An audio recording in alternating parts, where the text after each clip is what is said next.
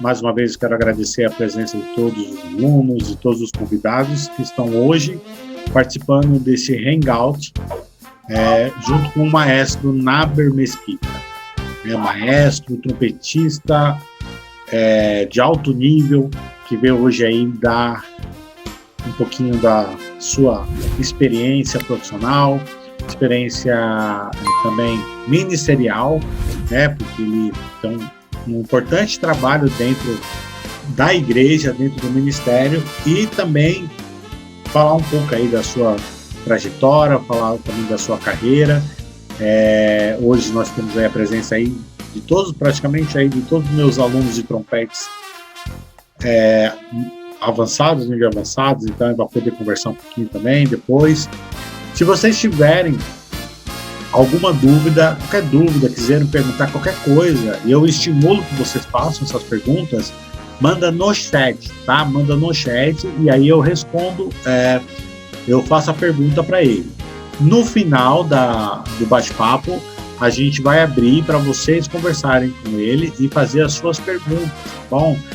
Façam qualquer pergunta, pode fazer para ele, que ele vai só dentro da música, não vai perguntar a raiz quadrada de 2500. Tá? Bom, maestro Naber, um querido amigo, um querido músico, a gente sempre está conversando, sempre está interagindo aí na internet. Eu quero agradecer você ter aceito esse convite, eu quero agradecer a sua presença aqui com a gente, dizer que a gente está muito feliz de tê-lo aqui, você que é uma referência do trompete aqui para nós, inclusive você é uma referência para mim antes de você saber que você era referência, porque eu tenho o CD do Trompetando, não lembro nem que ano que acho que era 2000 ou 2001, eu tenho esse CD, cara, tenho esse CD ainda até hoje, e tava lá o seu nome lá escrito lá, e aí eu lembro um dia que a gente foi na Masterclass do Reinhold Friedrich, e aí tava lá você e o seu irmão, foi quando eu conheci vocês primeiramente. Eu achava que vocês eram muito sérios, assim, eu falei, mano, eu nem fui conversar com você, porque eu sou tímido, por incrível que pareça, eu sou tímido. Eu sou tímido, mas eu lembro de vocês, pô. Até eu tenho medo de conversar com o seu professor, esqueci o nome dele agora, o professor lá, Clóvis. O Clóvis, eu tenho medo de conversar com ele, eu acho que ele vai brigar comigo, ele tem uma cara de bravo. Mas eu sou um fã de vocês desde sempre fui muito fã. Bom, eu gostaria de começar esse bate-papo aí, você se apresentando, falando um pouquinho de como você iniciou a sua carreira, os seus estudos da música, falando um pouquinho sobre você aí. Maravilha, boa noite a todos. Para mim é uma grande alegria, um grande prazer, uma honra poder estar aqui nesta live tão especial, de mais um hangout desse projeto do Israel. Pois saiba que a recíproca também é verdadeira, não é rasgação de seda, não. A gente acompanha com entusiasmo pessoas que fazem a diferença na nossa sociedade, né? Como agentes culturais, como professores, como influenciadores, e eu já há tempos tenho procurado acompanhar as mobilizações culturais e musicais em Mogi das Cruzes, né? E eu sei que você é um dos principais professores aí, e a gente fica assim contagiado, porque é uma pessoa, além de estudiosa, demonstra uma inquietação em compartilhar e está sempre estudando, pesquisando. É muito legal, né? Muito bom isso. Outro, sim, para mim é uma oportunidade de compartilhar um pouco que nós temos até aqui. Quando você traz à tona as minhas origens, isso dá um mix de emoções, né? Porque faz a gente lembrar das raízes, né? E a gente não pode nunca esquecer das raízes.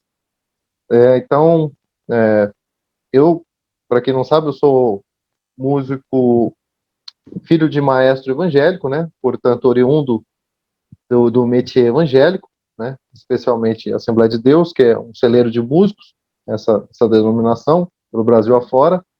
Eu sei que muitos por aqui, nesta live, de repente vai se identificar, porque a Assembleia de Deus não é que ela é melhor ou pior, mas no seu histórico, né, de denominação, já transpondo aí um século, ela teve uma efusão muito grande de instrumentos de sopros a partir do fomento de banda de música, né, principalmente no estilo marcial, que era um instrumento de evangelização poderoso nos desfiles evangelísticos, né. Então, principalmente início da segunda metade do século passado, estava no apogeu, né? E a minha geração, acho que do maestro Israel também, nós pegamos ainda uma boa parte desse fomento, né? Dessa sinergia musical, e é a grande escola, né? Eu tenho para mim que a grande escola para instrumentistas de sopros, principalmente metais, é tocar em banda, banda de música, banda sinfônica, tocar em banda é a grande escola. E você, o seu primeiro professor, então, foi seu pai que te ensinou isso aí, ou você tinha um professor de trompete na igreja que te orientou? Boa pergunta. Eu comecei a soprar o trompete aos meus 7 aninhos de idade, de 6 para 7. Meu pai era trompetista na igreja. Nesta época, a banda da Assembleia de Deus em Marília tinha um naipe assim de 20 trompetes. Era tipo 10 primeiros e 10 segundos. O maestro também, exímio trompetista militar, maestro Walter Bavarotti, ainda vivo. E meu pai estava no meio dessa turma toda aí. Então, eu fui contagiado parasimpaticamente, vamos dizer assim. E eu lembro, minha memória não é tão boa, mas eu lembro dessa cena do meu pai oferecendo o trompete todo. Nossa, eu devia ter guardado esse trompete, pelo menos uma foto, sei lá, todo remendado com arame. Como meu pai também trabalhava com conserto de guarda-chuvas e sombrinhas, então ele tinha um tato muito bom para mexer com arames, enfim. E aí eu lembro que esse trompete viril era todo amarrado com arame e nos furos durepox. E esse foi o meu primeiro trompete que eu tive o contato, né, de soprar, tentar fazer um som. Criança, principalmente década de 80, não tinha acesso às metodologias que nós temos hoje. Eu sei como professor e você sabe disso. Então, foi assim, soprando o trompete. E aí sim, para responder o que você me perguntara, em 1990, eu tive o primeiro contato com o professor Clóvis Beltrame. Foi muito especial, uma das coisas mais marcantes da minha vida, com 10 aninhos de idade, no primeiro festival, no primeiro seminário de música sacra em Campinas. Esse festival foi muito legal, porque ele reuniu figuras como o maestro Gilberto Massambani, no auge dos trabalhos com a orquestra Jan Sorin, e eu, molecão, assim, deslumbrado, tentando entender as coisas, né? E no meio de todo o corpo docente, tinha lá o professor Clóvis Beltrame, como professor residente aqui de Campinas, tinha o Adalto da trompa, né? Ainda acho que na época estava na USESP. Enfim, era um time muito bom. E foi o meu primeiro contato. Aí em 93, 94, por um curso de extensão dentro da Unicamp, que eu tive, sim, primeiras aulas regulares. Então, até aí, e eu faço questão de pontuar isso, meus métodos era tocar a pasta da banda da igreja, com esses arranjos oriundos de Marília, do maestro Walter Bavarotti, que, como exímio trompetista, sempre escreveu coisas assim, sofisticadas, principalmente para a linha do trompete. Inclusive, fazendo um bom merchan aqui, didático, no meu disco, se não me falha a memória, a quarta faixa, o arranjo, um desses arranjos do maestro Walter Bavarotti, com tema e variações, do hino 14. E eu me empolguei, inspirado nesse arranjo, pedi para o meu irmão Nélio, trompetista também, profissional, fazer uma terceira variação, ou melhor, uma segunda variação, e eu fiz cadência, já com o pezinho no Arban, né, no Carnaval de Veneza. Então, assim, só para tentar contextualizar meus primeiros professores e meus primeiros contatos técnicos, né, vamos dizer assim, porque músico de igreja, década de 80, era meio na raça, né? Então, o meu método era até os 10 anos de idade, pelo menos, de 7 a 10, 11 anos, assim, era tocar pasta. E ai de mim se eu não tocasse pelo menos metade da pasta da banda, porque minha mãe falava assim, Naber, vem para dentro, sai da rua, porque seu pai vai chegar do serviço e eu vou falar que você não pegou no trompete hoje. E era assim, eu sobrevivi.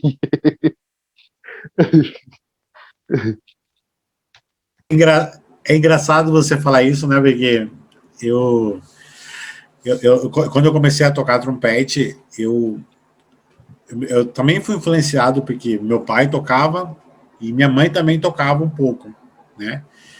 E só que eu odiava estudar. Não queria estudar, eu queria tocar. Eu só fui para a banda porque eu queria estar com meus amigos, não era nem porque eu gostava. Tanto que eu entrei tocando bumbo, né? Mas aí aconteceu a mesma coisa comigo, porque eu não estudava coisa nenhuma. Eu só estudava quando meu pai chegava. Aí quando faltava assim, o carro começava a chegar estacionando na garagem, eu saía correndo e começava a pegar e começava a tocar o trompete. Mas era muito picaretation, não estudava coisa nenhuma. Eu queria mesmo era jogar bola, soltar pipa, era outra fase, né? Depois que eu fiquei em Caxias, mas no começo eu também era assim. Agora perguntando para você chegar aí na sua vida acadêmica, né? Porque você é de Campinas, mas você morou muito tempo em Ribeirão Preto, né? É. Você teve Na verdade, eu nasci em Ribeirão Preto, desculpa, nasci em Marília.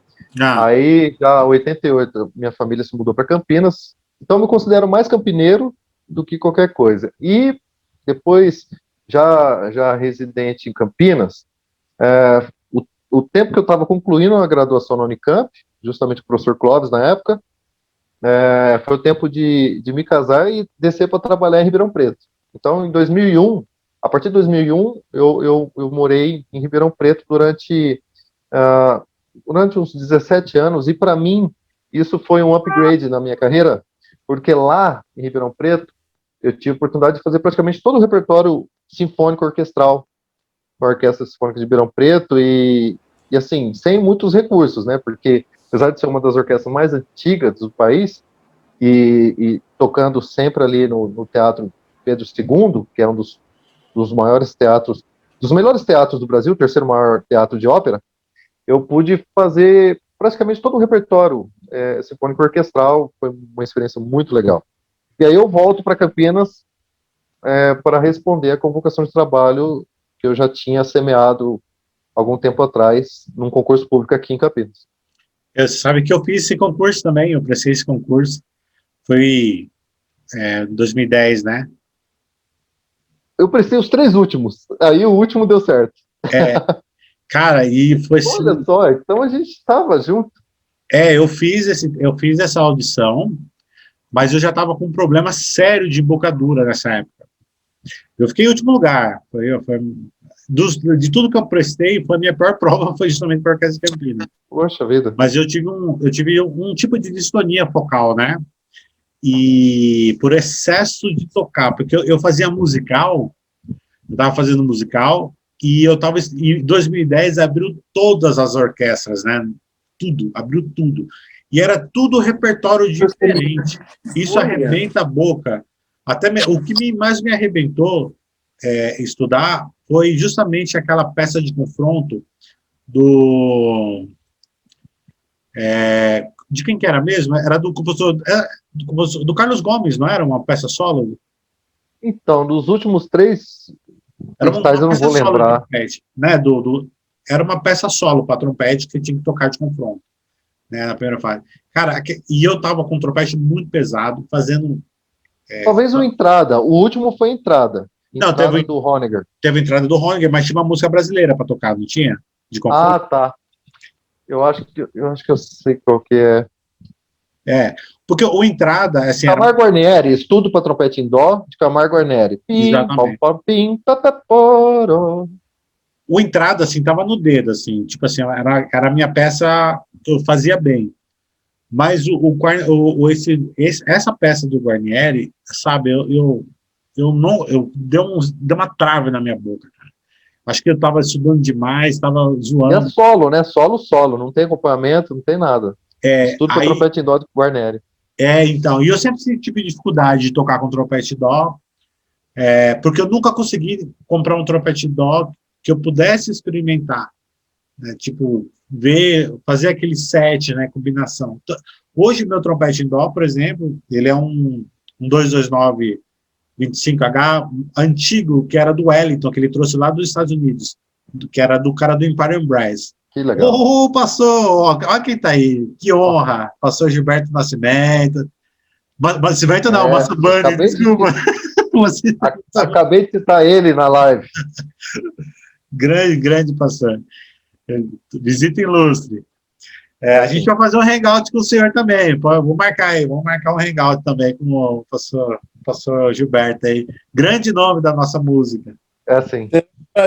Será um prazer. Deus abençoe vocês e a sala toda aí. Amém. Acabei de dizer que em 1990, no primeiro seminário de música sacra em Campinas, conheci o senhor. Pois é. Eu acabei me perdendo com o horário aqui quando fui olhar. Mas continue. Estou aqui ouvindo. Ótimo. Deus abençoe vocês todos. Amém. Aí eu fiz essa audição, nossa, depois daí, aí eu comecei a travar para tocar mesmo, assim. Eu não conseguia mais, assim, minha boca travou, eu tive que parar de tocar mesmo, assim. Fiquei um tempo sem tocar, o Flávio até tentou me ajudar um pouco, mas eu não consegui mais. Eu demorei, pra você ter uma ideia, eu voltei a tocar em 2018. Você vê como foi. Porque eu fiquei muito instável. Eu começava a melhorar um pouquinho, depois zoava tudo. Então, eu fui desconstruindo, assim. Foi tão traumático para mim, assim. A gente sabe que é permissão de Deus estava trabalhando, era um processo. Eu tinha que passar por isso, que eu passei. E eu lembro que em 2018, quando eu estava sentado na orquestra, tocando Capricho Italiano com aqui em Mogi, aí me veio tudo aquilo na memória, assim, eu senti que foi uma oportunidade que Deus me deu. Por isso que eu gravei o CD, né? Gravei o CD, mas a gente vai falar de bola. A gente vai falar do seu CD mais para frente. Eu queria que você falasse um pouquinho mais aí. Então, como é que foi o processo de lá em Campinas, assim, quais são as experiências que você trouxe de lá? E como é que foi a audição, essas coisas assim? Você fala da vinda para Campinas, Preto, né? Ribeirão Preto. Ribeirão Preto foi... Eu vou tentar resumir, porque para mim foi uma mudança de vida, sabe, Israel? Porque, assim, eu já estava empregado em 2 bandas municipais aqui na região, num tropé de correrias, porque eu estava terminando minha graduação na Unicamp, tocando na banda municipal de Americana e Sumaré. São bandas profissionais, um repertório sinfônico, principalmente na banda Sumaré, você conhece, é uma banda expressiva, acho que tricampeã nacional, e a demanda de trabalho era grande, né, a pegada de primeiro trompete, muitas demandas, enfim. E, de repente, eu fui informado que Ribeirão Preto estava com vagas abertas. E o que eu conhecia de Ribeirão Preto é de ter participado de um festival Campos do Jordão enquanto bolsista, e eu fiquei encantado, porque, no final das contas, na relação da programação daquele ano no Festival do Campos do Jordão, eu não vou precisar aqui o ano que foi, mas foi Orquestra Sinfônica de Ribeirão Preto tocando a 7ª de Beethoven com o Michuk regendo. Então, assim, a molecada do festival estava tunada, ansiosa, aguardando essa apresentação, e foi assim que eu conheci a Orquestra Ribeirão Preto. Nesta época, que eu já trabalhava profissionalmente aqui em 2 bandas municipais, eu fiquei sabendo da vaga, desci para Ribeirão Preto, meninão, assim, ousando arriscar na vida, e eu lembro que quando eu cheguei na praça que fica ali, o Teatro Municipal de Ribeirão Preto, o Municipal, não o Teatro de Ópera Pedro II, eu fiquei aquecendo no jardim, e o horário foi passando, de repente, o inspetor, me ouvindo de longe, falou: "Você é o Naber? A banca já está indo embora, você veio para tocar na audição?" Eu falei: "Sim." Eu lembro de estar entrando já um pouco correndo na coxia ali do teatro, e eu fiz uma prova razoavelmente boa, tinha que tocar Haydn, né, para variar, primeiro movimento de Haydn, ainda sem acompanhamento mesmo, e alguns poucos trechos orquestrais. Era uma prova, uma audição assim, simples, objetiva, sem muita coisa. E para minha surpresa, quando eu acabo de tocar, tinha alguns amigos desconhecidos ali assistindo, né? Falaram: "Nário, se você não passar, acho que não passa mais ninguém." Eu falei: "Poxa, legal ouvir de quem está aqui desde cedo ouvindo, né?" E eu lembro que na época eu só tinha um trompete Yamaha de estudante, e eu acho que no máximo eu estava com um trompete Mi bemol emprestado do professor Clóvis para tocar o Haydn. Então, assim, para minha alegria, a partir daí, eu trabalhei 8 anos com o nosso amigo, irmão, Eliezer Fernandes Ribeiro, né? Que é o primeiro trompete hoje da OSPA, lá em Porto Alegre. E foi uma parceria muito boa, porque a gente se comunicava, assim, por simbiose, né? Por termos feito a mesma escola com o professor Clóvis, então foi muito gratificante, mesmo utilizando trompetes bem diferentes, né? Aí cai por terra aquela ideia de que, não, tem que ter o mesmo equipamento, porque senão... A gente tocou praticamente de tudo, 8 anos, ele fazendo o primeiro trompete, eu o segundo, com o trompete Monetti, e ele com o trompete Bach. E foi uma experiência muito legal, muito gostosa. Depois, quando ele sai para trabalhar na OSPA, eu assumi a cadeira de primeiro trompete, e tive a oportunidade de tocar peças interessantes, como Promenade, tendo essa continuidade nos trabalhos. Mas, só concluindo a sua pergunta, né, a minha volta para Campinas foi justamente quando eu fiquei sabendo que a orquestra aqui ia abrir concurso, e a gente sabe que isso é muito difícil, mais difícil que o ano biênio, né? Tem que o mês biênio ali de fevereiro é algo muito específico, o mundo parece que tem que conspirar a favor para que dê tudo certo, você sabe bem disso, como funciona.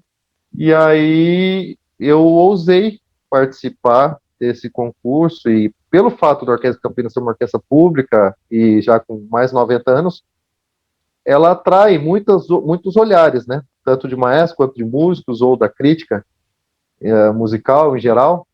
E eu lembro que eram o quê?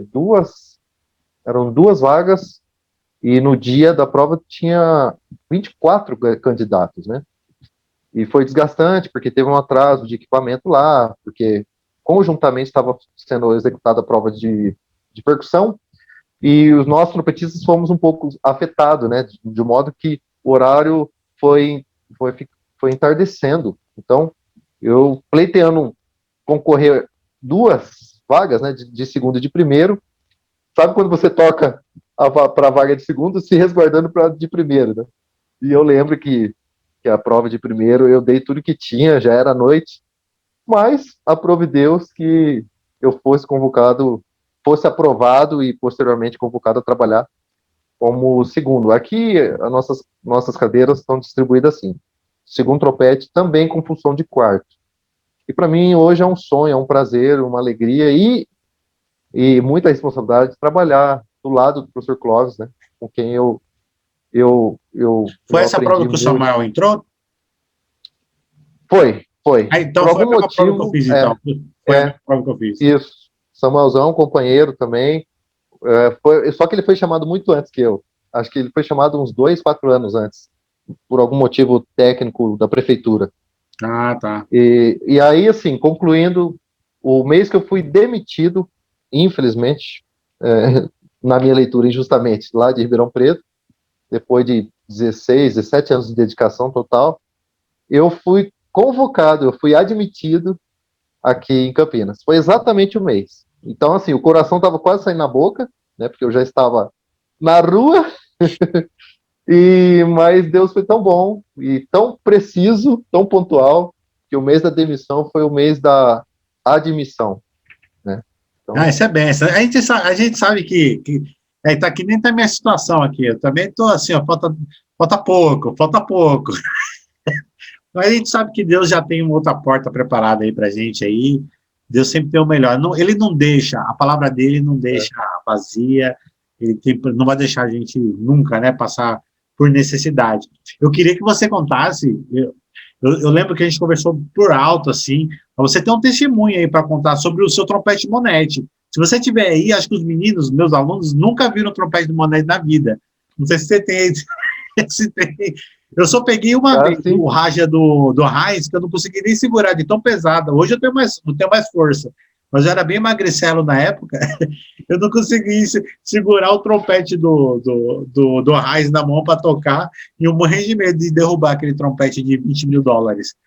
Mas você tem um testemunho aí, como é que você chegou? Porque eu lembro que você falou que eu saí de um trompete com arame para um monete. Como é que você chegou nessa maravilha aí? Obrigado, Zé. Obrigado pela oportunidade. Eu não conheço bem o perfil dos nossos queridos amigos, espectadores. Aí certamente são músicos talentosos, estudiosos. Mas gostaria que todos vocês que estão aí participando da gente desse bate-papo entendesse a dimensão do que a gente está tentando compartilhar aqui nas preciosas perguntas do Israel, porque às vezes tem coisas que transcendem o nosso controle humano, e eu não acredito em coincidência. As coisas não acontecem por coincidências, como, sei lá, a teoria da evolução, a teoria do caos, eu não acredito nisso. Então, não se assustem quando eu estiver aqui falando em resposta ao mestre Israel sobre esses acontecimentos. Eu falo daquilo que eu vivencio, né?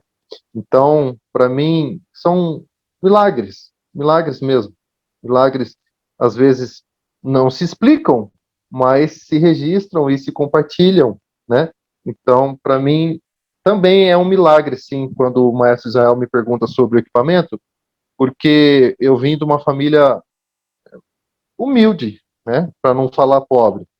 E então, assim, para mim foram conquistas muito pontuais, talvez para a leitura de alguém demoradas, né?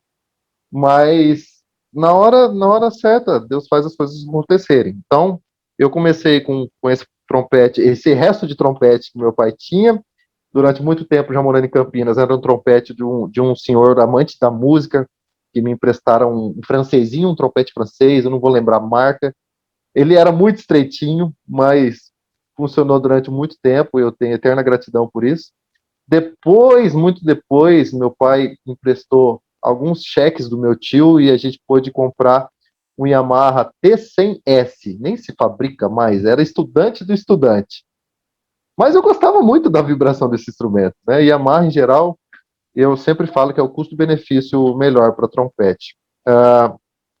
E aí, até por influência do professor Clóvis, esse timbre que conquista a gente, desse equipamento, o sonho era ter um equipamento, um trompete Monetti, né? E eu lembro que a minha primeira aquisição foi assim, eu descobri que alguém em São Paulo, um colega, gerente de banco, estava desfazendo, ele tocava por hobby, e estava vendendo um pouquinho mais em conta, esse pouquinho em conta era fora do normal, para os padrões brasileiros, mas eu lembro que eu comprometi a pagar, já dando um cheque calção, com cachezinhos de casamento. Então, tudo que entrava já ia, né? E então foi assim que eu adquiri o primeiro. Foi um trompete Monetti série 900, sem banho, e tive muitas alegrias com ele, apesar de ser tubo grande, como o Israel tá dizendo aí. Tá. Porque, assim, é bom pontuar que o fabricante Dave Monetti, hoje ele tem no portfólio vários modelos. Não quer dizer que é melhor ou pior que as outras marcas. Talvez seja o mais caro, mas não quer dizer que seja melhor ou pior. Mas existem outros modelos muito leves. Na verdade, a maioria, 99% do que se fabrica lá na fábrica do Monetti, são trompetes mais leves, né? E esse modelo que eu uso, que eu tenho, foi um presente da esposa, que fez a doidura de me presentear numa manhã de domingo. É um modelo Agna 2 porque ele tem calibre grosso. Então, um vocal não vai entrar aqui, um vocal tradicional não vai entrar, vai ficar sobressalente.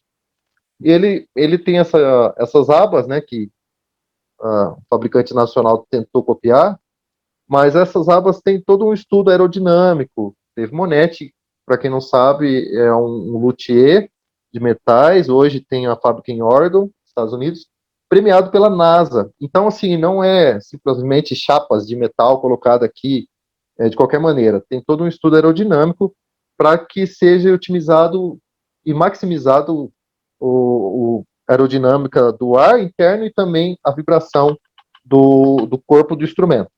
Tanto é que Dave Monetti é muito famoso pela fabricação do instrumento inteiriço, que é o Raja Samadhi, né? Aí ele é inteiriço. O Tomás Salles, durante muito tempo, usou, por exemplo, o rosqueável. De longe você achava que era inteiriço, mas era rosqueável, né?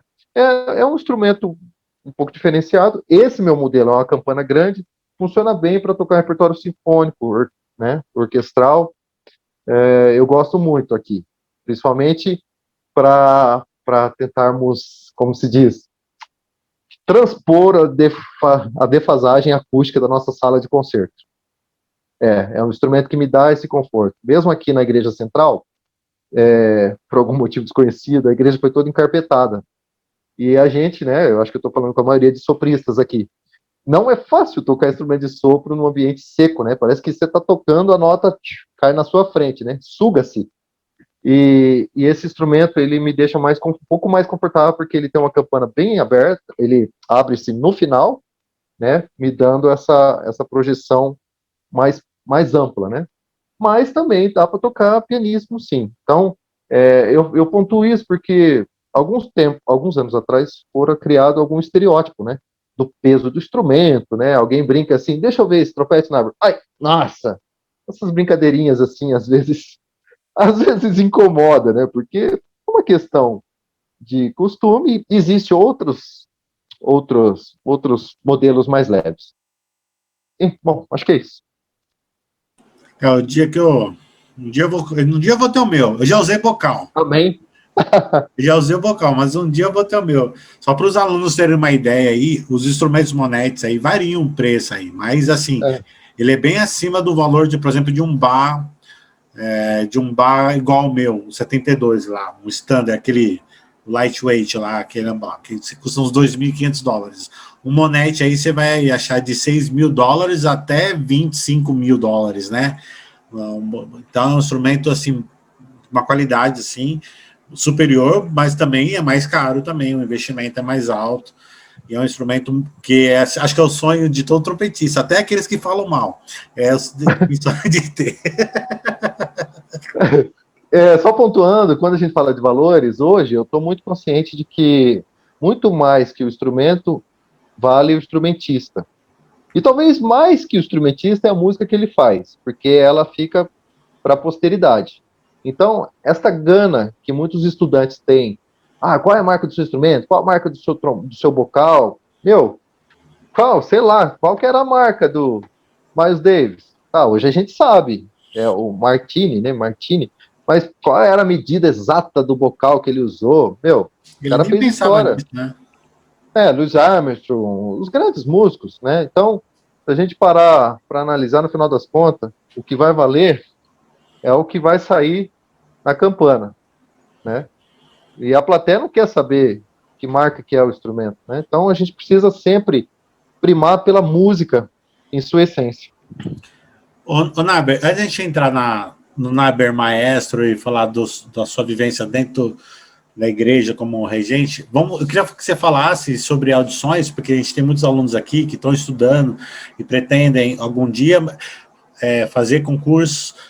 Como é que foi a sua experiência agora com o teste da USESP? Porque se você teste seu amigo, o Eliezer, né? Ele chegou na final também, né? Eu sei que você foi super bem também, você foi até a semifinal. Explica como é que foi esse processo, como foi essa preparação, porque poucos têm essa oportunidade de experimentar isso. Pois bem, essa pergunta é bem intensa para mim, porque ela é recente, né? E eu fico feliz que você tenha acompanhado.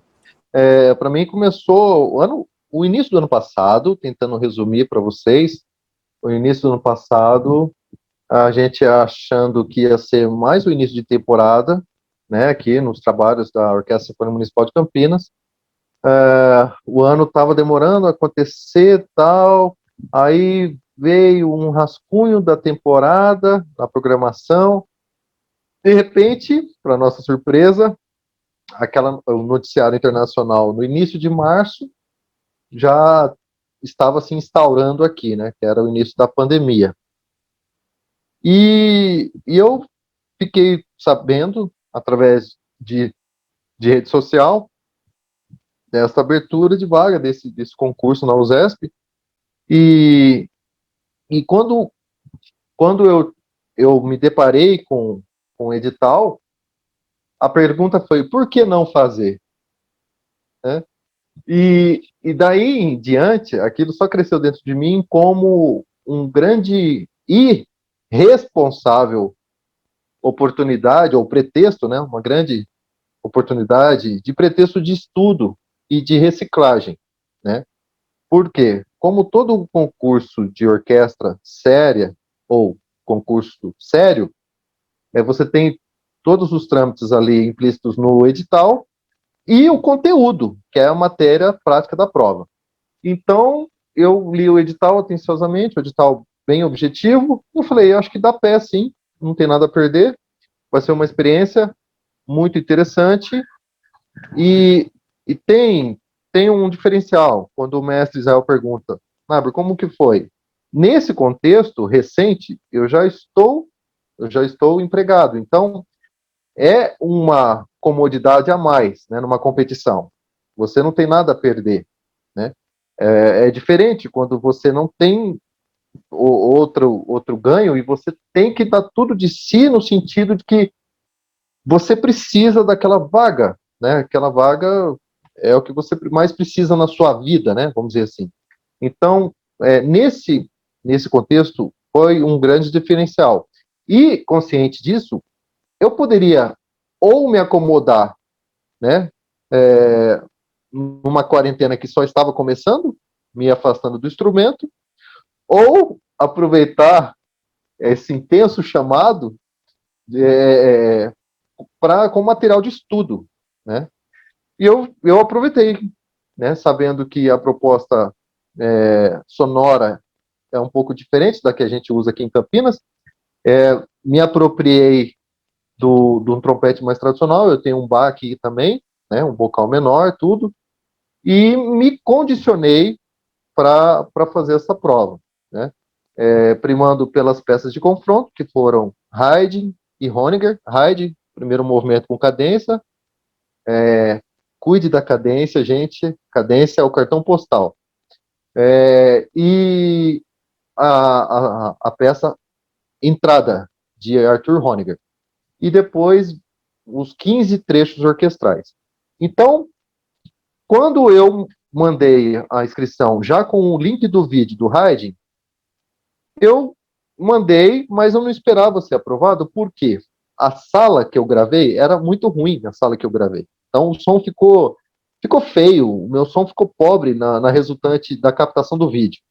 Então, sabe quando você assiste o vídeo, você fala, poxa, que pena, né? Mas foi o melhor que eu pude fazer nos 3 takes possíveis com a pianista.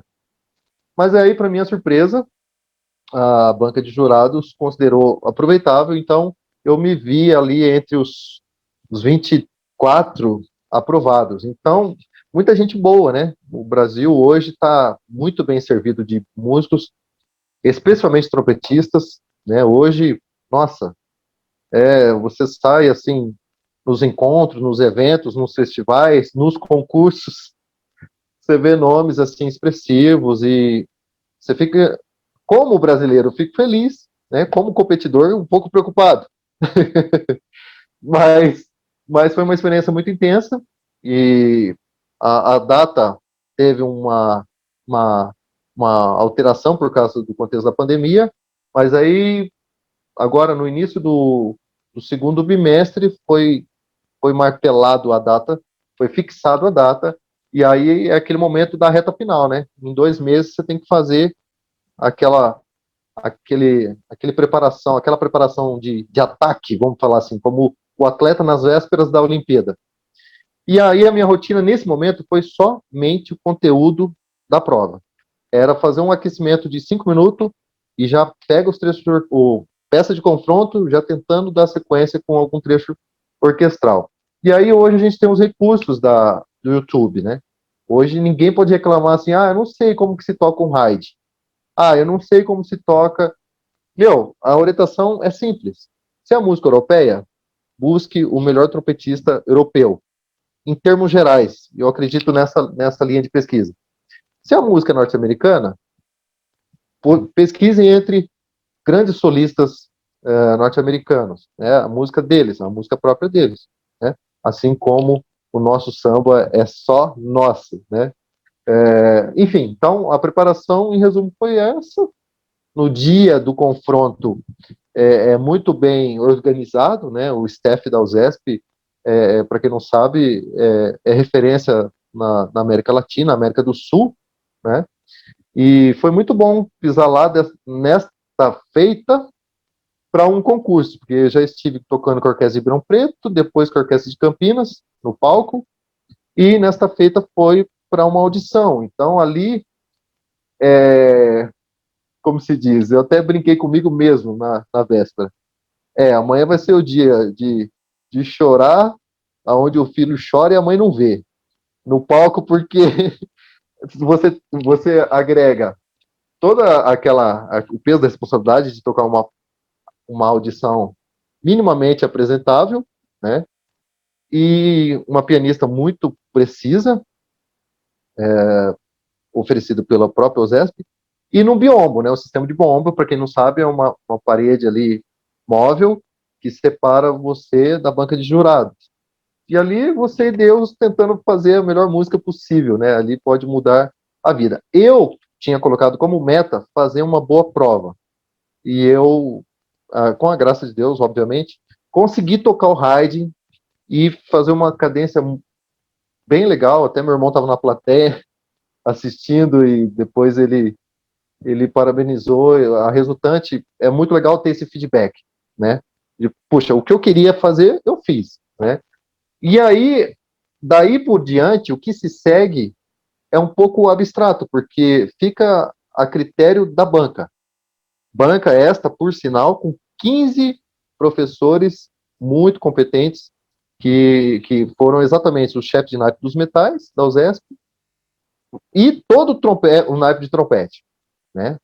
Então, foi uma competição muito legal, e a gente volta feliz por esse upgrade, né? Eu passei toda essa pandemia com esse bom pretexto de estudo, né? A gente nunca sai igual, a gente sai diferente de uma competição dessa.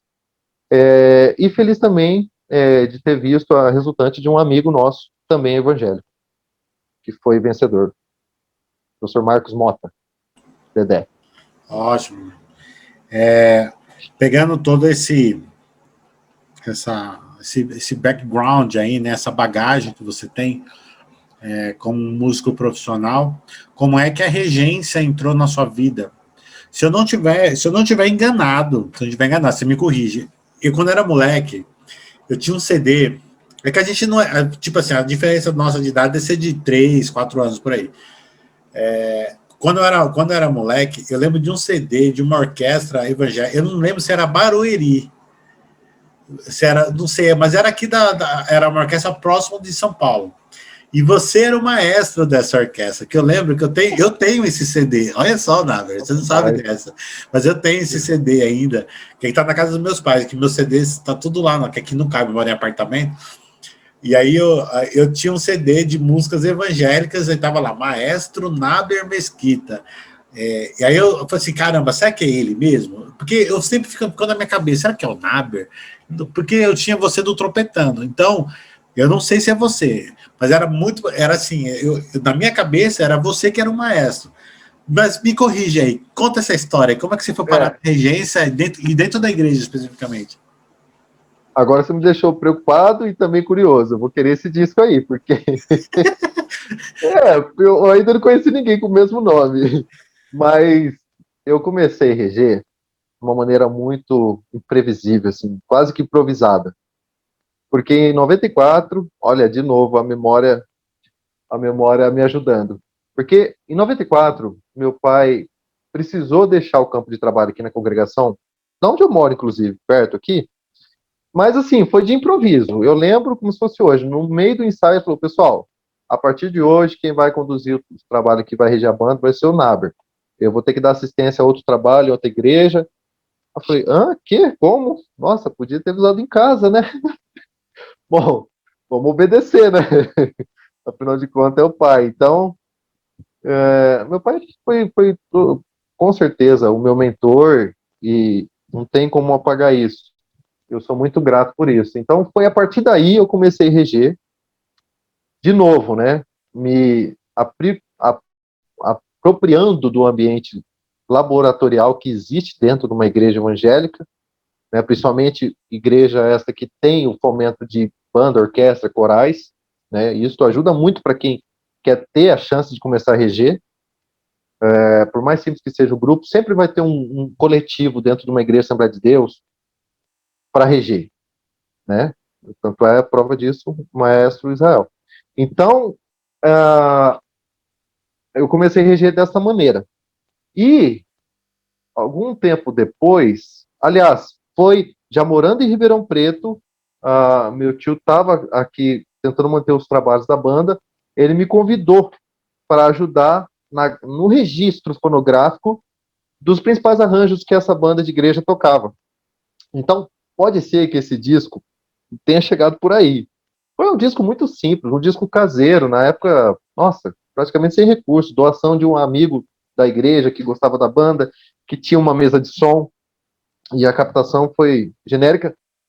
Eliezer Fernandes Ribeiro também ajudou a gente na época, complementando o naco de trompete aqui da igreja, e tem arranjos muito legais, assim, arranjos bonitos, no estilo de banda de música marcial, poucas madeiras, mas a gente fez com carinho e eu fiz a direção musical deste registro fonográfico, um CDzinho simples, mas com muito carinho, uns 10 arranjos de hinos, né? A gente fala hinos do nosso cenário da harpa cristã, arranjados para banda de música. Então eu comecei a reger nesse contexto aí da banda de música aqui do bairro aqui do Campos Elíseos, Campinas.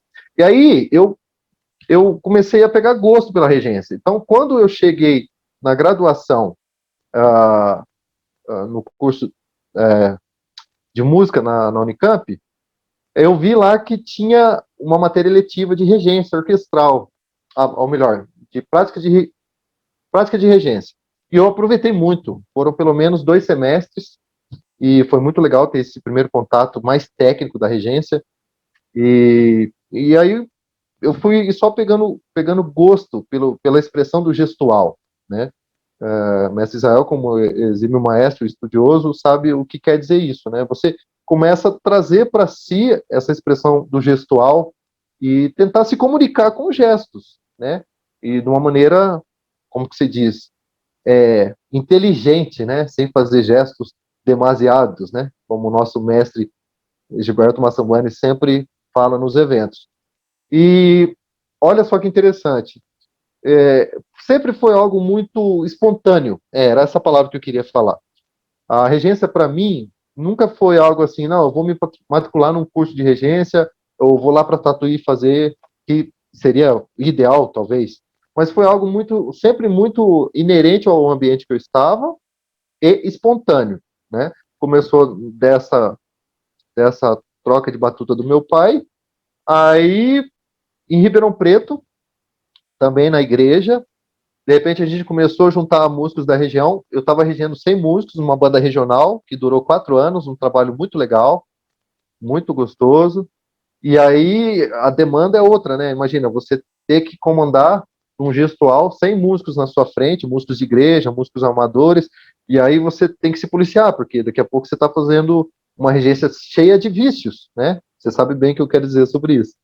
E também foi uma experiência muito gratificante. Nesse contexto, morando em Ribeirão Preto, algo que me marcou enquanto regente é que teve uma situação no intervalo da orquestra, na gestão do grande maestro violinista Cláudio Cruz, ele convidou alguns músicos que gostavam de reger no intervalo do ensaio para a sala dele. E para minha surpresa, ele falou: Naber, né, você também. Ele chamou eu e mais 2, 3 amigos. E a proposta era essa, que haveria uma pequena turnê na região de Ribeirão Preto, e cada apresentação ele gostaria de que um amigo da orquestra regesse. E aí eu falei, puxa vida, eu reger esta minha orquestra aqui, profissional, né? Nossa, músicos internacionais aqui, vai ser uma experiência. Bem verdade que era programa B, mas isso em nada me facilitou, porque os músicos profissionais que acompanham a live vão concordar comigo que quando a direção de uma orquestra fala programa B, em outras palavras, está dizendo, não vai ter ensaio, não vai ter muito ensaio, e vai ser os temas muito conhecidos. Então, assim, você fica entre a cruz e o punhal, porque com pouco ensaio, você tem que fazer um bom trabalho, porque são obras muito conhecidas. E qualquer erro, o mais leigo espectador vai perceber. E, para minha surpresa, a turnê contemplou 3 P's. Eu nunca esqueço disso, porque foram 3 cidades com iniciais P: Patrocínio Paulista, Porto Ferreira e Pitangueiras. E foi uma sensação diferente, porque eu estava no ônibus da orquestra, mas na linha de frente ali, fazendo a condução dos trabalhos artísticos, né, como regente ali, tentando, né, na minha limitação, representar nada mais, nada menos que o grande maestro Cláudio Cruz, um trabalho já estabelecido. Foi uma experiência muito legal, reger a abertura da Protofonia Guarani, reger, sei lá, reger a Serenata de Mozart. Foi muito legal. Foi muito legal mesmo. Foi uma estreia profissional de alto nível, né? Já foi na fogueira, já. De certa forma foi. Infelizmente, eu tenho um registro muito ruim numa fita cassete, mas uma fita cassete não, uma fita de VHS, mas foi algo que marcou minha vida, sim. Então, desde aí, hoje, muitas vezes, só complementando, desculpa, às vezes eu me pego com o trompete na mão, na sessão dos metais dentro de uma orquestra, mas, assim, pensando mais como eu regeria, pensando como se eu estivesse lá na frente, do que na própria estante. É uma sensação, quem estuda a regência sabe o que eu estou dizendo, né? Você está ali no naipe, mas se imaginando lá na frente, como que você responderia ao gestual desse trecho que você está tocando. É uma experiência muito legal. Interessante isso, que meu caminho foi o inverso, né? Eu não comecei regendo na igreja, apesar de eu já ter regido na igreja por necessidade, não porque eu me coloquei nessa tipo assim, faltou todo mundo, Israel, tem que ir você. Tipo assim, vai lá, já aconteceu isso, né? Já tinha tido a oportunidade. Eu fui 15 anos de um ministério bem importante aqui, que você sabe qual é, bem importante, e aí lá teve uma transição, e aí teve um dia lá que não tinha ninguém para reger, só tinha eu. Assim, eu era assim, o mais cara de pau lá da galera lá. Aí eu falei, Israel, foi a primeira vez que eu regi coral e orquestra na minha vida, de leitura, eu não sabia nem ler a grade, assim, olhar a grade, não tinha noção nenhuma. Aí isso começou a me despertar, né, para esse lado da regência, porque eu tive tanto maestro ruim na minha vida, eu não tive a chance de ter uma sambande como maestro, assim, porque eu era de um outro setor, era da Praça da Sé, ele era da sede, era uma outra história, eu não tive a oportunidade de ter um bom maestro. Então, o meu primeiro maestro, de verdade, assim, foi assim, na igreja, o cara que já tinha mais experiência, que já tinha uma bagagem, que já tinha um background. E depois foi nas orquestras jovens, que aí eu tive João Galindo, Mônica Giardini, o Del Toro mesmo, que é o seu chefe, ele regeu a Estadalzinha na época que eu estava tocando lá, ele regeu um concerto, a Steph tocou uma obra dele. Então eu tinha esses caras, você aprende muito com eles, né? Sim. Aí na faculdade também eu fiz um curso de regência coral, mas eu comecei a reger mesmo depois que eu tive problema na embocadura, porque foi o que me Imaginei. Foi o que me salvou, porque eu não tinha trampo, não podia tocar, não estava fazendo nem casamento, né? Aí eu entrei na fábrica de cultura e lá eu tinha que reger uma banda, ia formar uma banda e eu tinha que reger. E aí eu comecei, então eu vou correr atrás, então eu vou estudar. Aí fui lá para a Faculdade Cantareira, tinha um curso de extensão lá, e aí eu comecei a estudar com o Sérgio Chini, que era um professor que já conhecia ele da ULM, já tinha dado aula para a gente na ULM, e aí eu comecei a estudar a sério, aí eu comecei a fazer só coisas, um monte de festival, um monte de coisa, reger fora. E eu comecei a reger a igreja já depois que eu já regia, ganhava dinheiro com regência. Já profissionalmente. Aí que eu fui para a igreja, realmente, assumi um trabalho, que nem agora eu tenho um trabalho estabelecido dentro da igreja. Mas antes disso, nunca tinha tido assim uma experiência. Agora, eu sempre dei aula na igreja, porque isso vem dos meus pais, né? Meu pai foi maestro de banda e tudo. Então, eu sempre dei aula na igreja, né? E a gente sempre tem a bagagem de como entender o sistema, de como entender como é que funciona, né? Eu queria que você passasse um pouco qual é a sua visão, qual é a função de um maestro na sua visão dentro da igreja. Quais são como é que você traz esse seu background musical artístico e você equilibra isso com o trabalho dentro da igreja? Como é que você faz isso, essa conexão? Bom, antes, só reiterando o seu testemunhal aí, resumido, para mim é uma linda história de superação. Eu costumo dizer superação. Na oportunidade, no justificativo que você tinha de parar e abandonar tudo, você foi para cima e agora você volta com duas bagagens, né, de maestro e trompetista. Muito legal. Moçada, aproveita que vocês têm por aí. Sobre esse background que você cita, eu penso de dentro para fora, né, Zé? É lógico, hoje com a abordagem técnica, mas a sinergia é de dentro para a igreja para fora, porque na verdade, no final das contas, eu nasci como músico dentro da igreja, né? Então, eu vejo que o maestro, a figura do maestro dentro da igreja, ele, muito antes dele ser o maestro propriamente dito, no ato da regência, do gestual, ele é pai, professor, psicólogo, diretor artístico, arquivista, arranjador, montador. Então, assim, para quem vive esse ambiente, vai entender que é um grande laboratório e o líder, na figura do maestro, ele acaba agregando um pouco de tudo, né? Tanto é que a gente sabe nas origens históricas que o mestre de banda tocava praticamente todos os instrumentos da banda. Eu, infelizmente, não tenho essa desenvoltura, mas meu pai, por exemplo, ele tem esse aporte, né, de tocar um pouco de cada instrumento. Ultimamente ele está já pousando violino, para quem estava. Então, assim, eu não tenho essa desenvoltura, mas a gente procura saber minimamente um pouco de cada instrumento, né, para não ser incoerente na cobrança no ato dos trabalhos. Mas, hoje, tentando responder a sua pergunta, eu entendo que dentro da igreja, o maestro, ele é muitas coisas, e por último, o regente propriamente dito, né?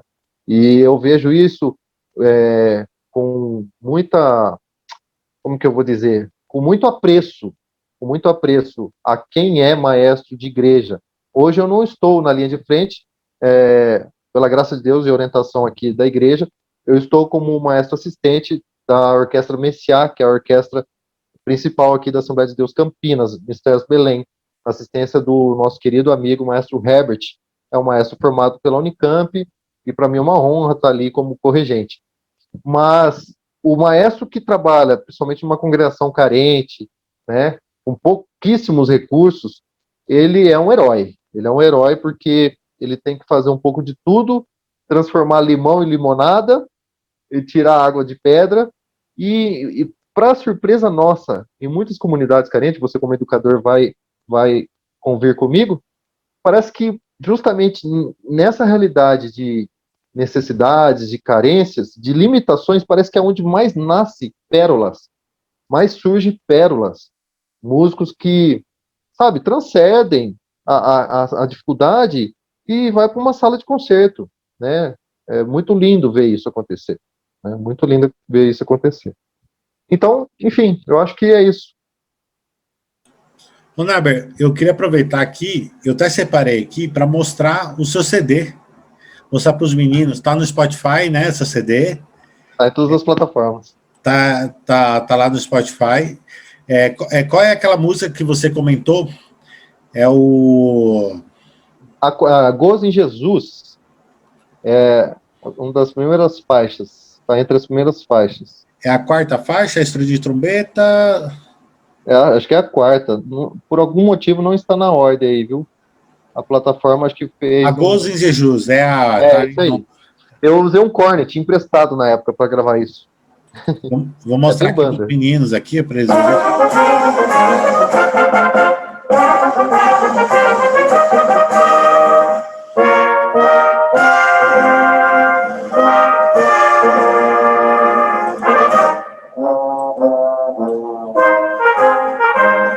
Esse é o tema.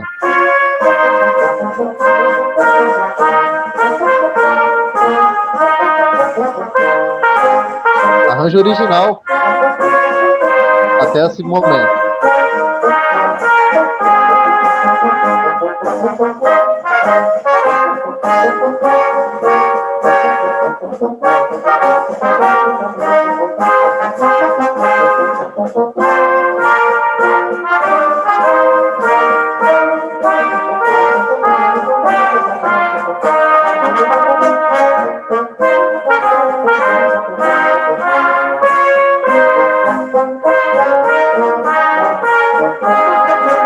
Primeira variação agora.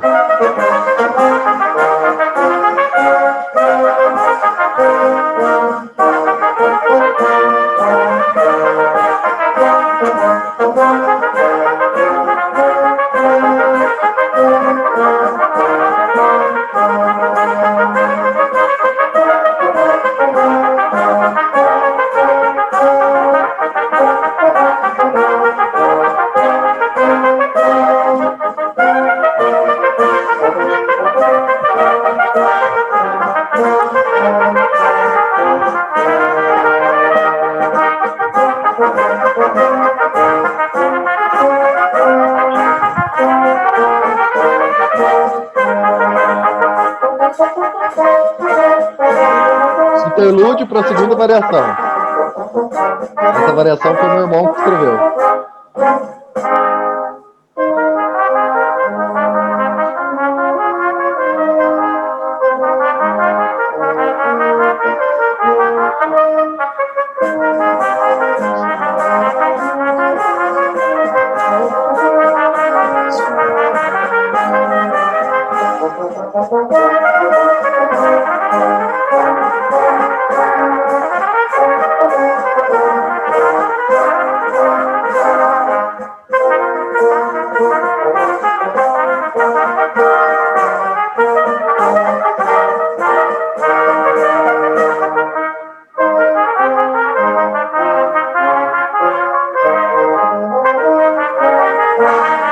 Cadência.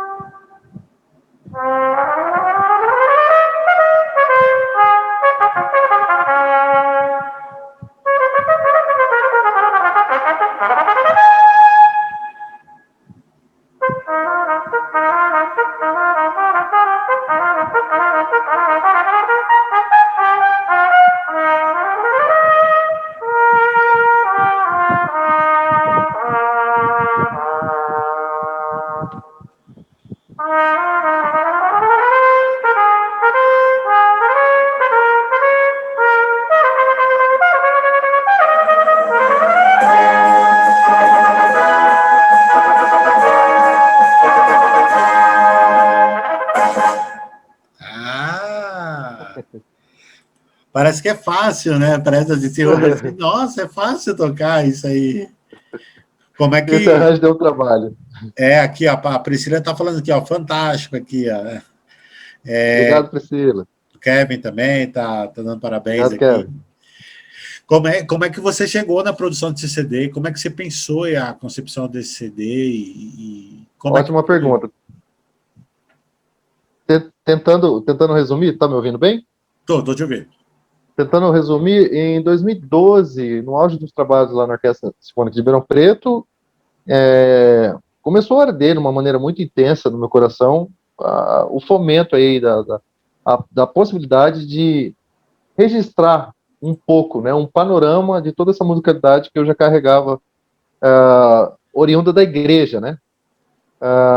E aí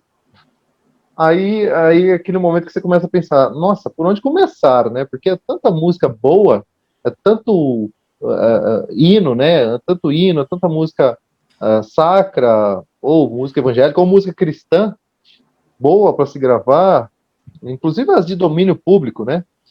E aí eu comecei a tentar alencar temas interessantes, mas aí você começa a repensar na questão estética, né?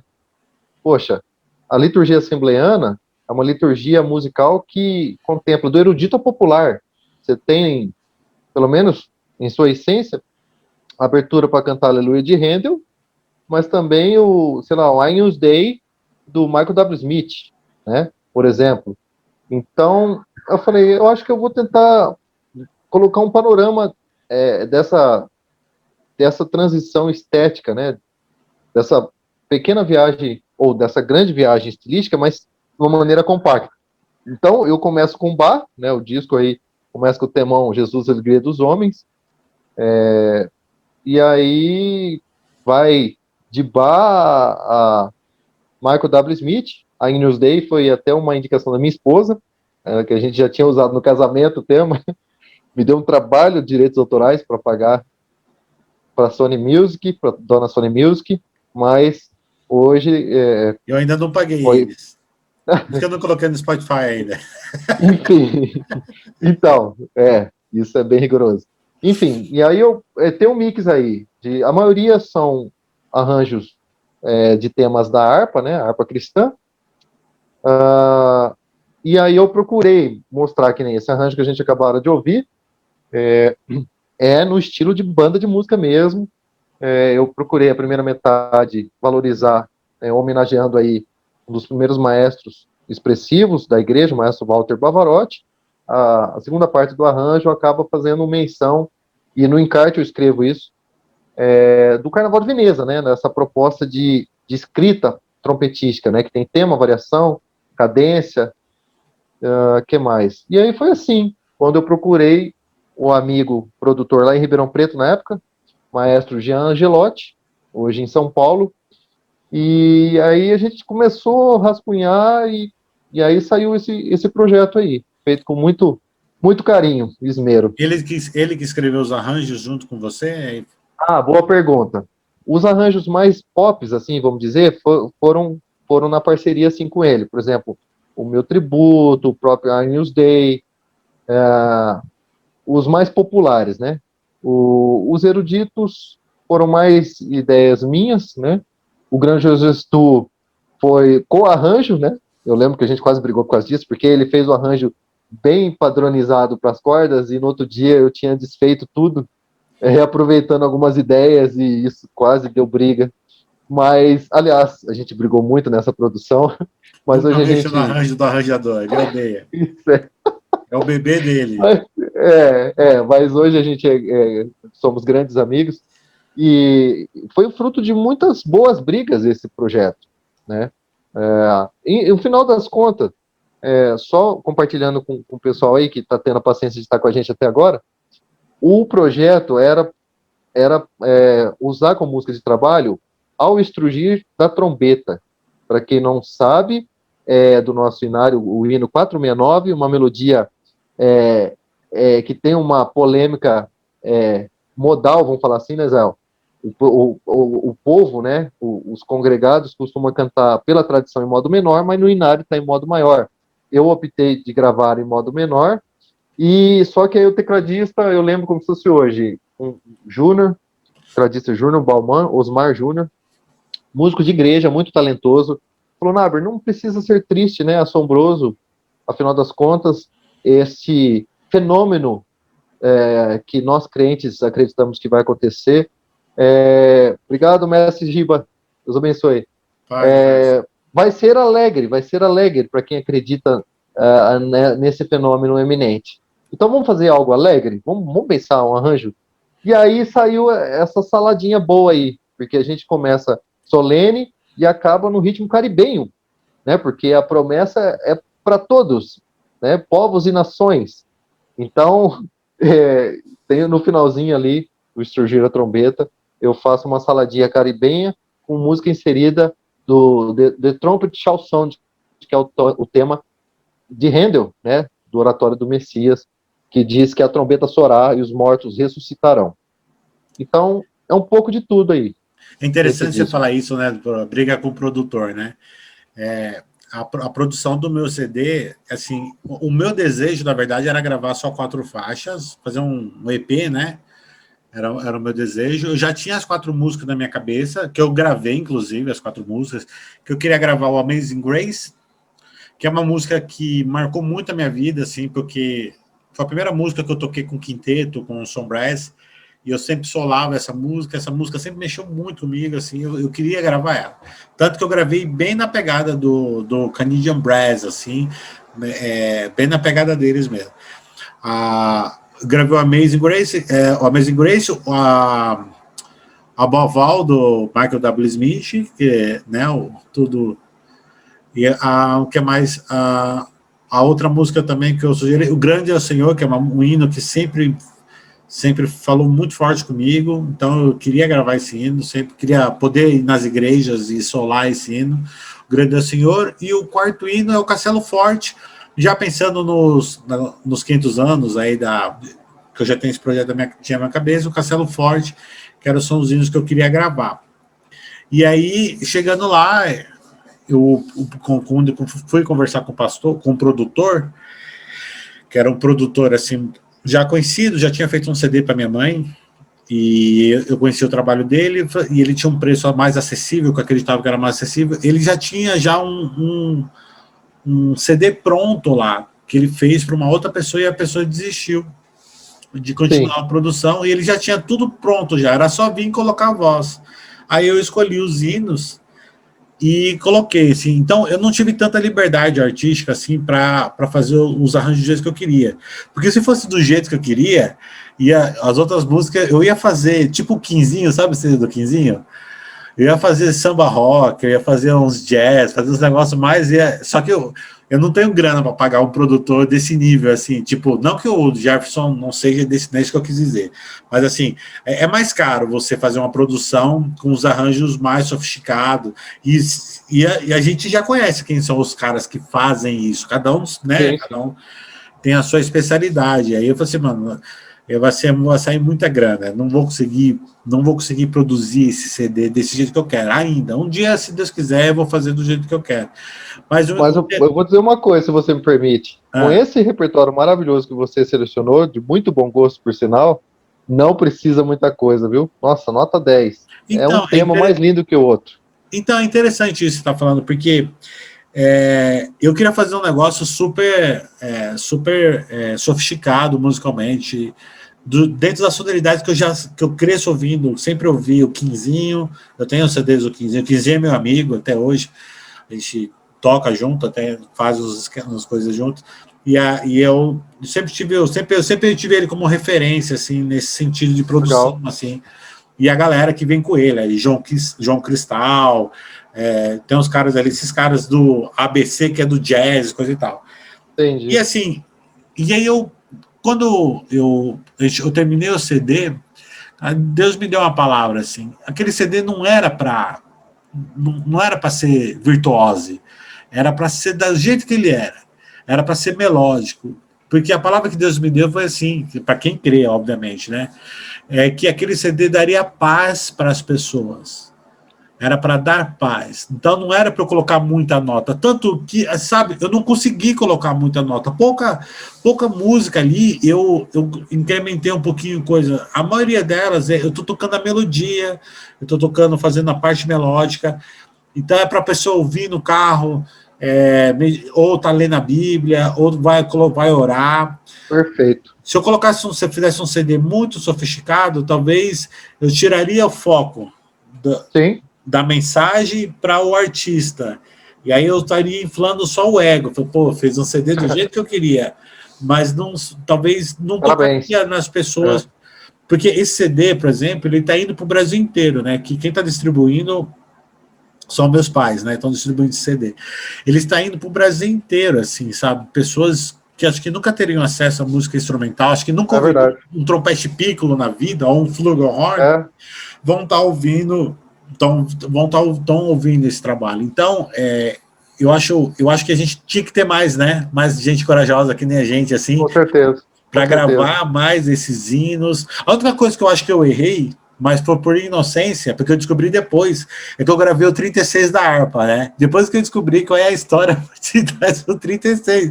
Mas o hino é lindo. Eu pensei, cara... eu acho que não desfaz, não. Eu tenho aprendido que existe nesse contexto uma palavra que muda tudo. Ressignificação.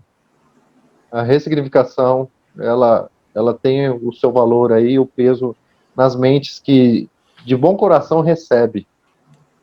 Com certeza. E foi na inocência também, né? Deus sabe, Deus entende isso.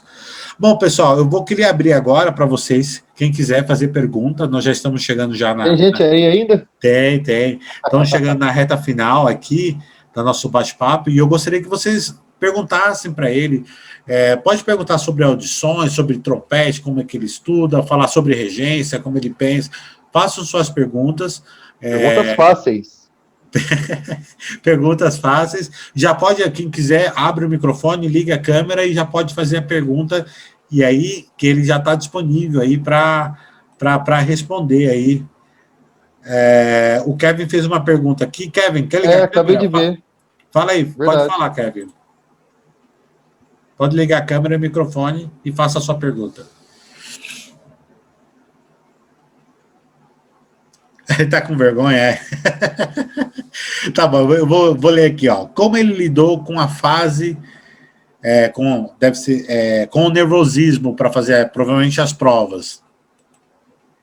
Maravilha, pergunta boa. Quanto mais, como tudo na vida, né? Tudo é uma questão de prática. E aí, anexado à prática, vem o condicionamento. Então, cada audição, eu não me considero um concurseiro, mas eu acho que eu já fiz o quê? Quase 10 provas, assim, de audições, né? Acho que umas 10.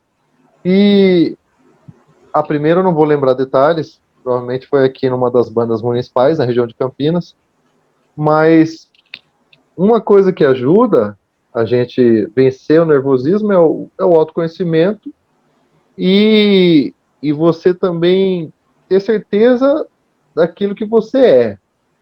Eu acho que isso muda muita coisa. Em outras palavras, não queira ser o que você não é. Você, numa audição, você vai mostrar o melhor que você é, que você tem.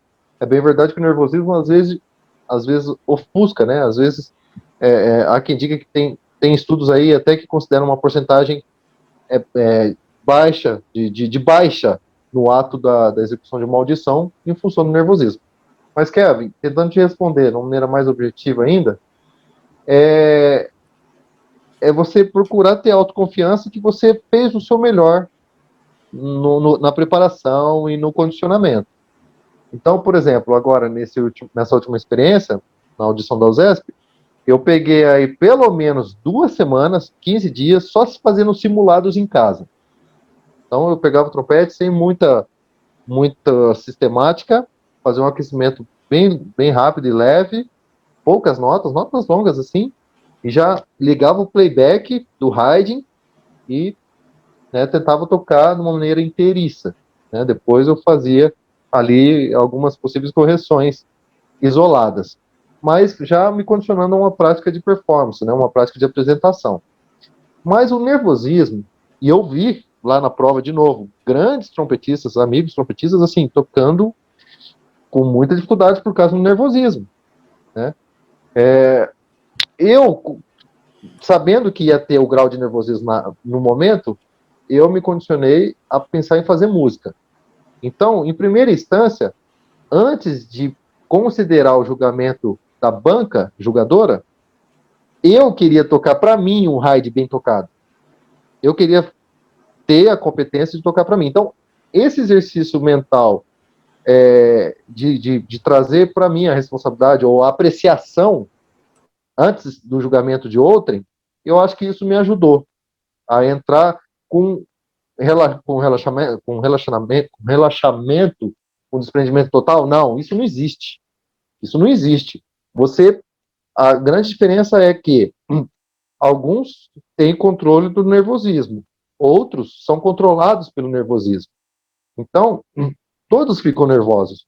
A questão é se você domina o nervosismo ou o nervosismo te domina, né? E esse exercício de autocontrole já começa assim, na disposição de você tocar um chorinho para os seus parentes, de você pegar o trompete sem aquecer e tocar o parabéns para você no meio do aniversário da avó. Sabe, é uma exposição. Fala, nossa, esse menino tá tocando, ele é aluno do maestro Israel, ele já tem aquela cobrança aqui que os outros vão pensar. Não interessa. Você quer tocar o feliz aniversário com alegria, com prazer. Então, esse exercício já ajuda você a romper com alguns fantasmas, né? Aquela vozinha, você vai errar aquela nota aguda do Haydn, você vai errar, você vai errar. Não, é uma escala. Ela é consequência de uma escala. Parabapim-pom-pem-pi, né? Então, essa maneira de você abordar as coisas te ajuda a tirar o sobrepeso, tá? Não sei se eu consegui responder. Criar estratégia. Tem muita gente fala, muitas literaturas falam que é o excesso de julgamento. Você vai se julgando, você vai se cobrando tanto. O Kevin assim, é um menino muito talentoso, né? Ele tem muito talento para tocar trompete, mas uns tempos para cá ele tem ficado bem abalado, assim, para tocar uma melodia simples. Ele tem ficado bastante nervoso, assim. Mas eu acho que assim, eu acho que ele sempre se coloca muito, ele se cobra demais, sabe? Se cobra demais. O excesso, porque eu já fui assim. Por que eu travei? Porque eu estava me cobrando tanto. Eu estava assim, cara, eu preciso trabalhar, eu preciso de emprego. Eu já não tenho mais idade, eu tenho 28 anos.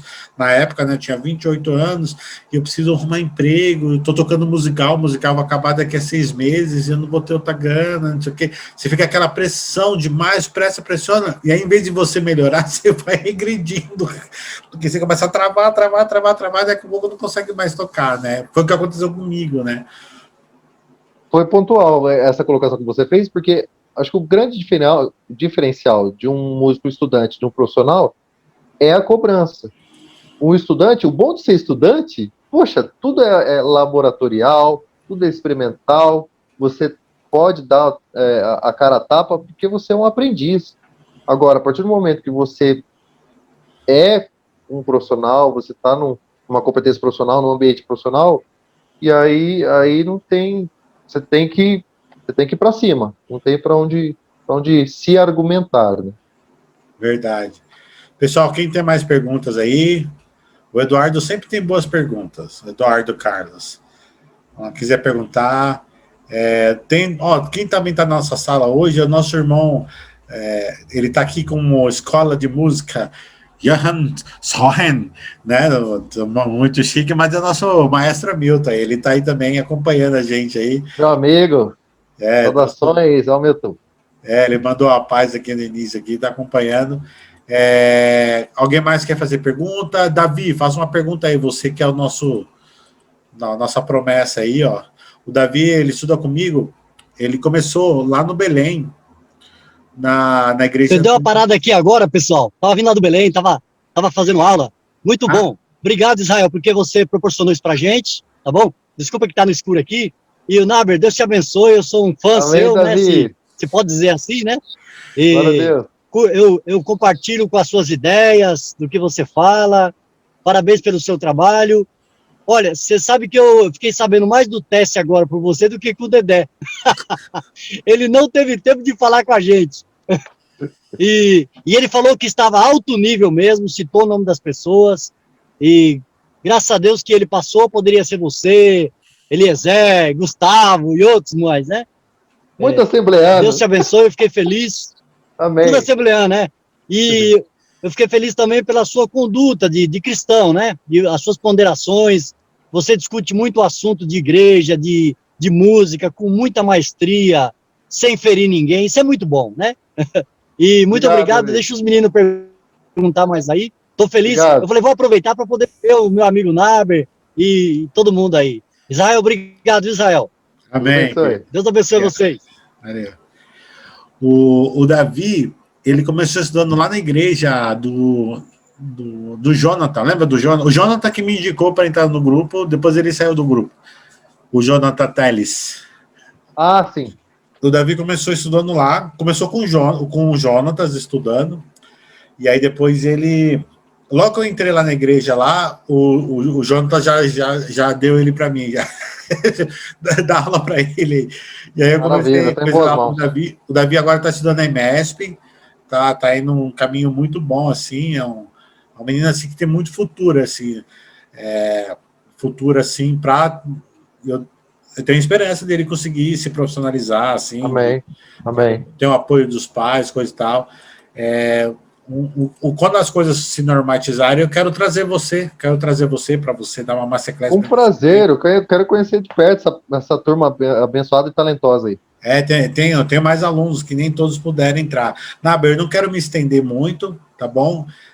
Geralmente eu faço 1h30 mesmo, já estou 1h34. Eu quero agradecer por você ter disponibilizado o seu tempo, de você ter dado essa palavra aí para gente. Essa troca de informação foi muito importante. Muito legal poder conversar com você.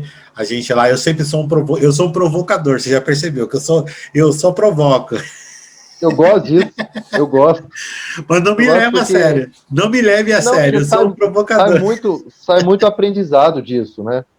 Acho que o que eu não gosto, e aí eu falo como um cidadão, como formador de opinião e professor, de pessoas que se omitem, né? Tendo conteúdo para compartilhar, se omitem. Então, eu gosto da sua participação no nosso grupo de WhatsApp lá de maestros, e eu acho que a gente só cresce assim, né? Porque eu penso assim, que o ponto de vista, ele precisa, a gente, eu aprendi dessa forma, né? Principalmente a filosofia, ela nos ensina a criticar tudo, né? Mas você pode criticar tudo sem sair dos seus princípios. Os meus princípios são os mesmos que o seu, são mesmo dos que do Hamilton. Eu não abro mão dos meus princípios, mas o que a gente não pode ter é só uma visão.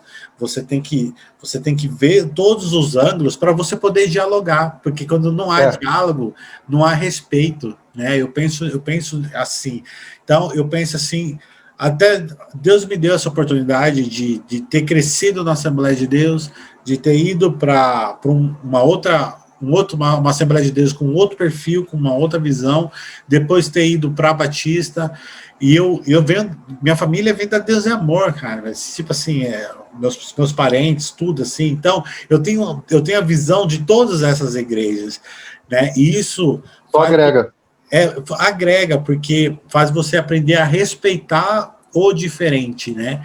Porque é diferente você se colocar no lugar do outro. Então eu faço muito esse exercício para eu entender. Não existe o caminho certo, só existe um caminho, e a gente sabe qual que é o caminho. O caminho, a verdade é a vida, ninguém vem ao Pai, não sei por mim, e é o que Jesus falou, é isso. Só existe um caminho, mas a gente pode respeitar a opinião e a visão do próximo. Pensamentos humanos, eu acho que isso é fundamental para que haja diálogo, entendeu? Para que haja diálogo.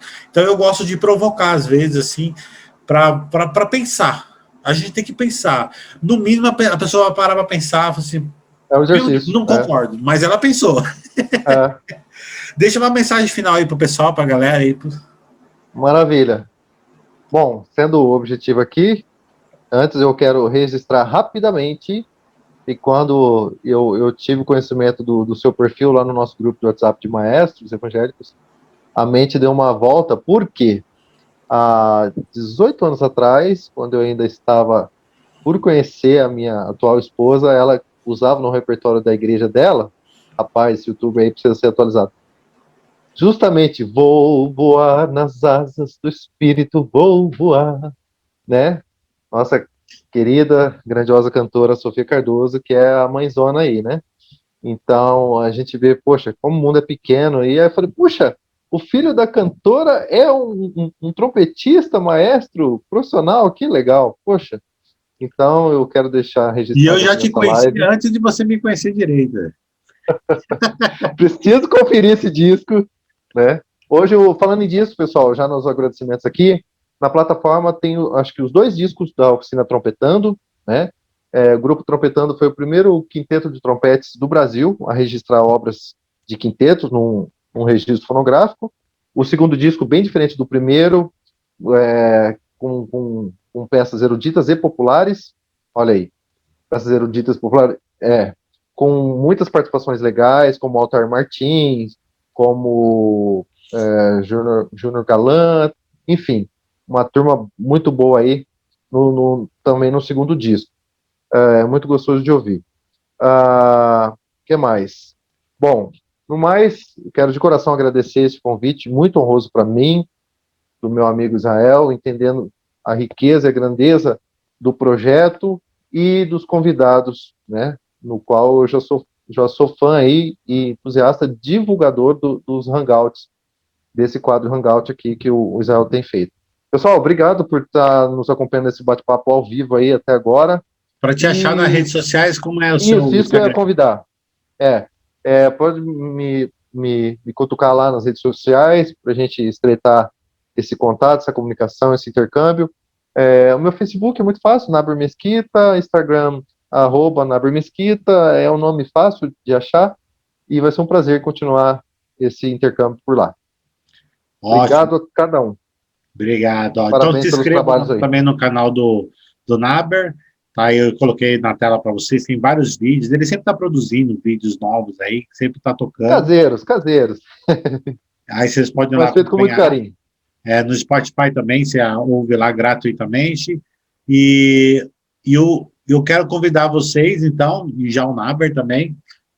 Acho que domingo vai ser um pouco difícil, porque a Aline precisou mudar o horário, era para ser às 4 horas, aí ela foi para 18 horas, bem na hora do culto, né? Mas ela marcou 18 horas, que ela fala de Los Angeles, então são 4 horas de Importante, é verdade. 4 horas de diferença. Então ela precisou mudar de horário, então domingo vai ter a Aline Sardal, que é uma maestrina brasileira, residente nos Estados Unidos. Ela rege o grau presbiteriano lá na Califórnia, e também rege orquestra de ópera. Ela fez mestrado na Azusa Pacific, que é uma universidade que tem um curso para ministro de louvor. Não sei se você já viu. Que sonho. É um bacharel para ministro de louvor, para você se tornar ministro, porque aquela Azusa fica naquela cidade Azusa, do movimento pentecostal. Pentecostal. Então, essa é uma universidade batista, né? Bem legal. E tem bolsa de estudo, muito bom. Mas faculdade bem legal para ir. Bom saber. Tem bolsa de estudo para o bacharel e para o mestrado também. Tem bastante brasileiro lá. Maravilha. E ela estudou lá, mora na Califórnia, trabalha na Califórnia. Na segunda-feira, uma super masterclass, uma super aula com Alan Holt. Eu fiz aula com ele nos Estados Unidos. Ele era trompetista, só mais e nada menos, do Phil Collins. Ele era trompetista. Sabe aquele Hot Night em Paris, aquele CD maravilhoso do Phil Collins? Ele estava lá tocando. Ele era Show de bola. Bora divulgar coisas boas em dias tão difíceis. Isso, e eu fiz aula com ele no Rafael Mendes Institute, ele toca no Summit Brass, que é um grupo de metais, que é o Ronan DeRon, o Alan Holt, o David Hickman, o John Marchiando, e aquele trompetista que era do Canadian Brass, que eu esqueci o nome dele, é um baixinho, ele dá aula numa universidade agora, e é um ex-componente do Canadian Brass, eu esqueci o nome dele agora. Vai ser sucesso. Ele fazia dupla com James Lideman. Ele entrou no lugar do Cancer's Blow lá, que faleceu agora recentemente. Então, sim. Olha o naipe, olha o nível, ele toca com esses caras aí. Não, você tá super legal. Então, esse cara Bora divulgar. Muito top, e ele é muito gente boa, ele gosta de mim pra caramba, assim, eu fui mal feliz, eu fiz muita amizade com ele lá, e aí ele vai dar essa canja aí pra gente, segunda-feira, às 4 horas da tarde, ele vai estar falando lá direto de Denver com a gente aqui, ele é professor da Universidade de Denver, Lamont School, e na quarta-feira, para encerrar o mês, eu estou trazendo um compositor chamado Larry Clark. Quem é do mundo de bandas já tocou alguma música dele alguma vez na vida, porque Larry Clark, ele é o Robert W. Smith, o James Swerigan e o Larry Clark, são os três grandes. Eu trouxe um dos três grandes. Muito bom. Os caras mais tocados, aí ele topou aí, e aí no mês que vem eu estou fechando algumas outras, né? É que dá trabalho, você tem que fechar e... Imagina. E cansa a cabeça, né? Não, sucesso. Parabéns aí pela iniciativa. Nossa, em tempos tão difíceis, música para os ouvidos. Exatamente. Então eles vão estar aí, vai ser... Vou fazendo as traduções simultâneas, estão todos convidados, e eu vou mandando o link, fazendo a divulgação aí para vocês. Tá bom? Maravilha. Israel, aproveitando que você ainda está com a tela aí aberta, certo. Eu ia incentivar a meninada aí, a não só assistir, mas compartilhar esses Sons da Esperança. É um panorama do trompete no Brasil. Foi uma produção recente, em plena pandemia, em homenagem ao pessoal que está na linha de frente. É um vídeo muito expressivo, depois vocês podem assistir com calma, com bons fones, e fazer essa divulgação aí, que é um vídeo muito emocionante. Ótimo. Da minha parte, obrigado. Gente, muito obrigado a todos aí. Quem quiser assistir mais sobre outros Hangouts, estamos no Spotify, Hangout, Fale com o Maestro, e no YouTube lá, Maestro Israel Cardoso, já está disponível já os 2 últimos episódios. O do Narber já vai estar entrando logo aí, na segunda-feira eu já devo estar subindo aí, e o vídeo e o áudio. Então, gente, aproveita aí que dá trabalho fazer isso, e sem esses convidados tão bons aí, isso não seria possível. Gente, muito obrigado, boa noite a todos aí, fiquem na paz, e a gente se vê aí na próxima. Abração, gente. Até mais. Abração.